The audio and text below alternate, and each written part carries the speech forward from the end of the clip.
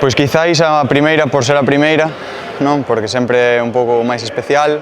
E a verdade é que esta faime moita ilusión, porque tamén é o meu primeiro ano no club. Sei que para Pescado Rubén, para o club e para toda a xente que forma parte desto é un título moi importante, porque marca referencia a nivel autonómico.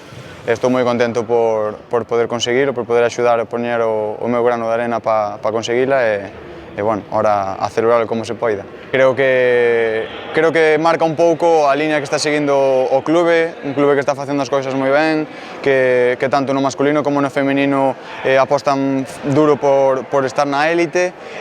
Bueno, isto é unha mostra máis de que se están facendo as cousas ben e que toca seguir facéndoas. Posiblemente este nun momento que estou disfrutando moito.